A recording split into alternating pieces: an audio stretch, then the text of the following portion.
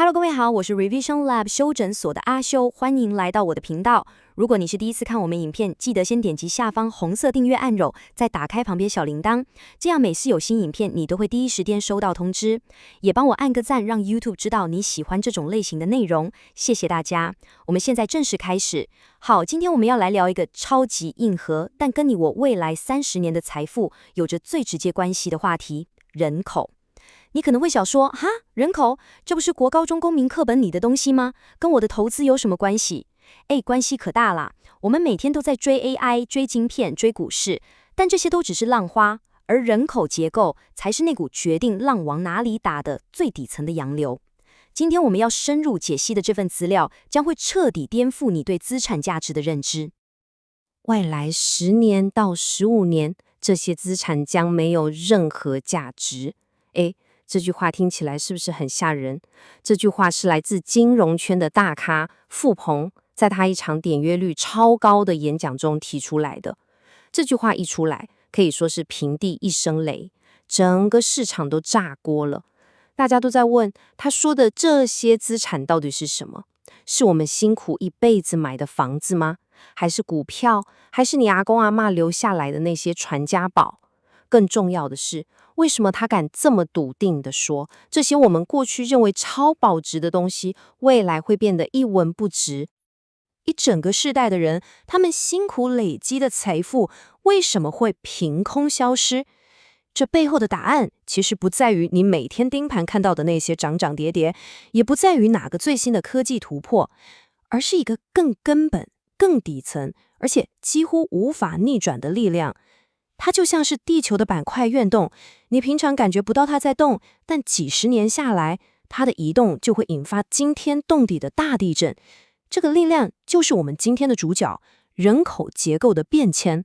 它是一个非常非常长周期的变量，几十年才会转一次弯，但它一旦转弯，就会影响接下来几十年的所有事情，无一例外。好，那我们就直接切入重点。我们先来看看这个巨大的转变，它的起点到底在哪里？很多人都会以为，少子化、高龄化，这不是未来才会发生的问题吗？错了，其实这场风暴的种子早在将近10年前就已经埋下了，而且现在正在快速发芽。我们看到这张时间轴，一切的起点是2015年。你想想看，也才没几年前的事，对吧？那一年，中国的人口出生率出现了断崖式的下跌，这是一个非常非常关键的转捩点。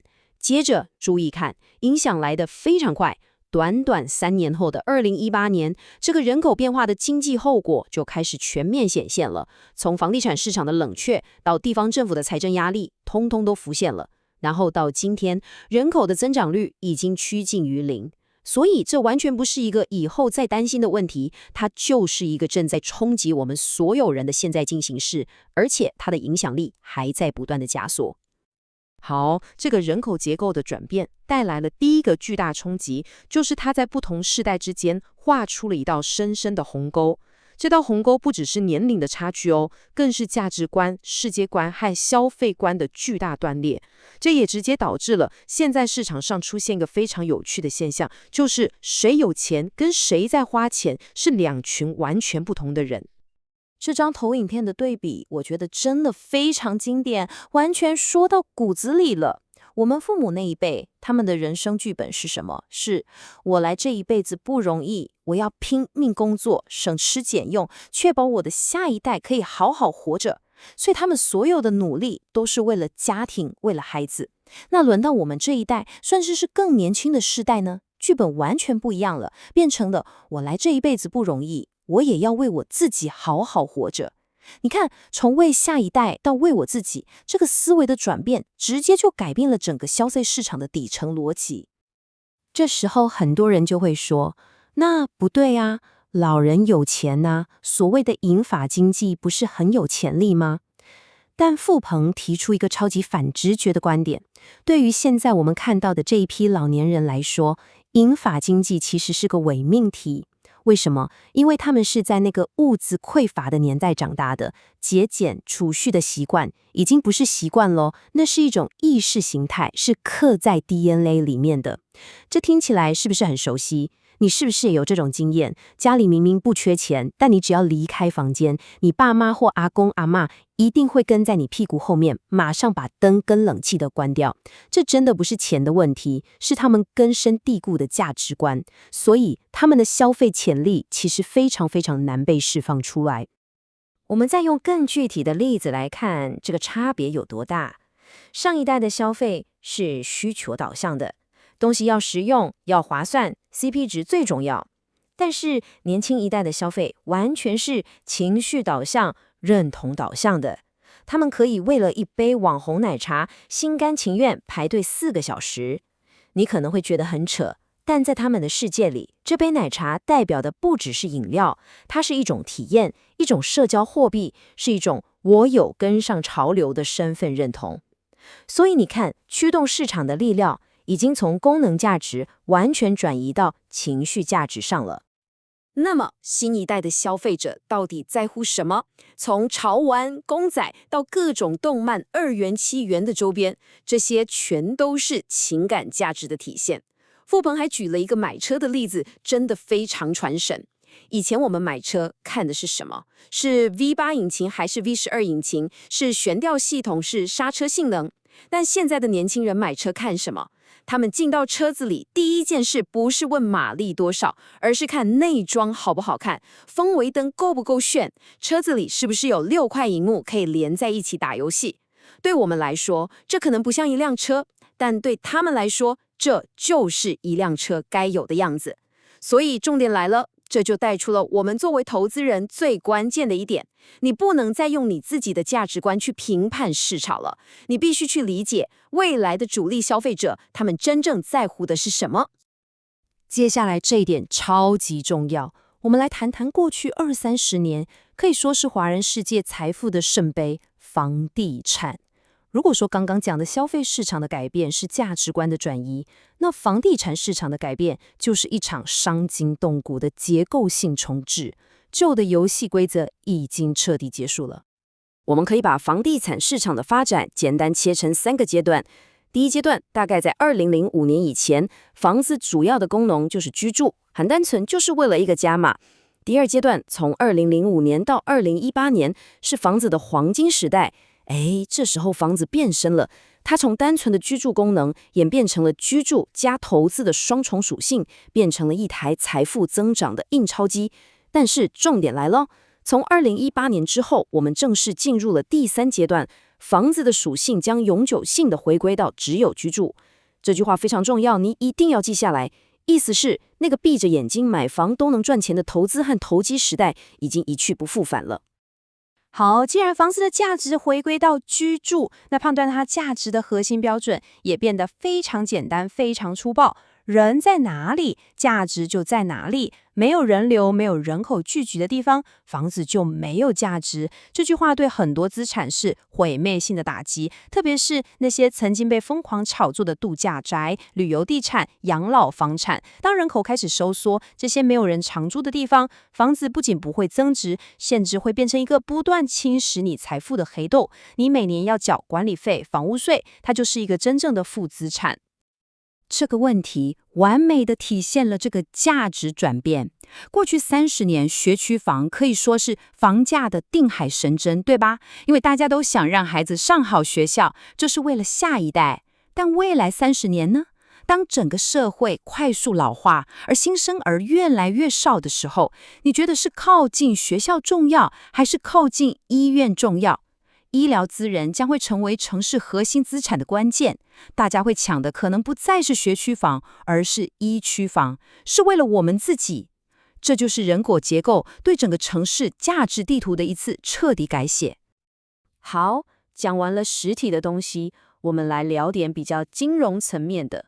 人口结构的改变不只影响我们买什么东西、买什么房子，它甚至从根本上改变了整个金融体系的风险偏好。这听起来有点抽象，但它会直接影响到你的存款利率、你的理财产品收益，以及整个资本市场的走向。我们先来看这个数字 25%， 你先记在脑子里，这是一个非常关键的临界点，它就像一个社会财政健康的压力测试，一条警戒线。一旦跌脱这个数字，整个系统就会面临巨大的挑战。那这25%到底代表什么？这指的就是主要纳税人口，也就是年龄在24岁到45岁之间的这个群体。白话一题讲，就是整个社会又有生产力、工作最拼、缴最多税的那群人。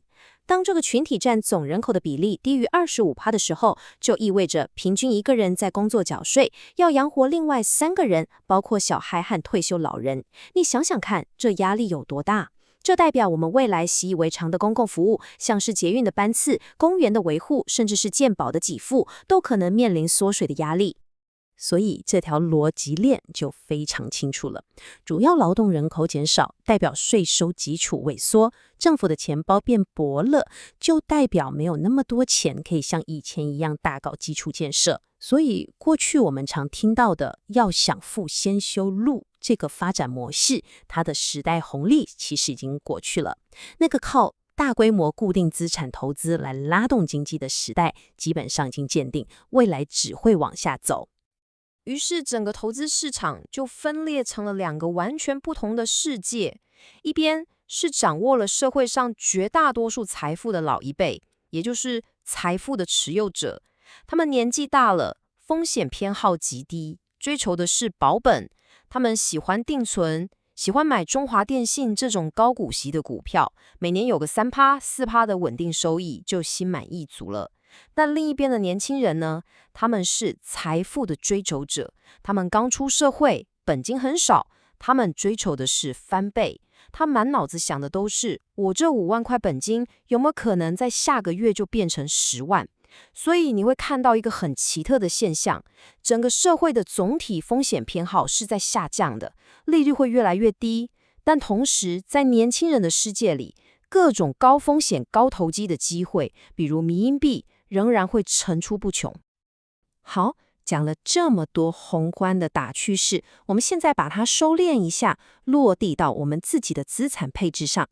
到底有哪些资产的价值正在被重新定义，以及我们该如何调整自己的投资思维，来为未来30年做好准备？这一张列表上的东西大家应该都不陌生，从翡翠、邮票到红木家居、文玩核桃，这些东西在过去10年价格基本上都跌得非常惨。还有我们刚刚提到的那些没有生活机能、没有公共资源支撑的老旧小公寓，以及度假村的房子，它们为什么会失去价值？原因很简单，因为欣赏它们、赋予它们价值的那一代人正在老去，而新一代的年轻人对这些东西完全无感，甚至根本不知道是什么。所以最重要的问题是，谁会来接盘？答案是没有人。所以如果今天你只能记住一句话，请记住这句，这可以说是整场分析最核心的结论：价值是人赋予的，当人变了，游戏规则就变了。我们在思考一项资产有没有价值的时候，千万不要去想它有什么内在价值或稀缺性。你唯一需要思考的问题是，20年后谁会来买我手上的这个东西？如果找不到下一个接盘的人，那它现在的价格就只是个泡沫。基于这个逻辑，我们可以建立一个全新的投资框架。第一步，辨识出谁是未来主要的消费和财富群体。答案很明显，就是现在的年轻人。第二步，去深刻的理解他们真正在乎的是什么。记住，他们在乎的东西跟他们父母在乎的是完全不一样的。第三步，把你的投资组合去对齐他们的消费习惯和风险偏好。他们把时间和金钱花在哪里，未来的巨大机会就在哪里。最后，我想用这个问题来做个总结。你父母那一代所珍视的资产，它的价值正在消退，而你的孩子这一代所追捧的资产正在崛起。在这场长达30年的财富大洗牌中，你会把你的赌注下在哪一边呢？这个问题值得我们每一个人花时间好好思考。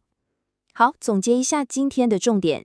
第一，人口是影响未来30年财富最重要的宏观变量，它是一个缓慢但不可逆转的趋势。第二，世代之间消费观念的巨大断裂，正在重塑整个市场，从为下一代储蓄转变为为自己消费，从实用价值转变为情绪价值。第三，资产的价值正在被重新定义，房地产已经从投资品回归到单纯的消费品，人在哪，价值就在哪，是未来唯一的新规则。今天的内容就到这边，如果你觉得这集有帮助，记得马上点赞、加订阅、加开启小铃铛，我们正在冲订阅，需要你的支持。我是阿修，我们下次见，拜拜。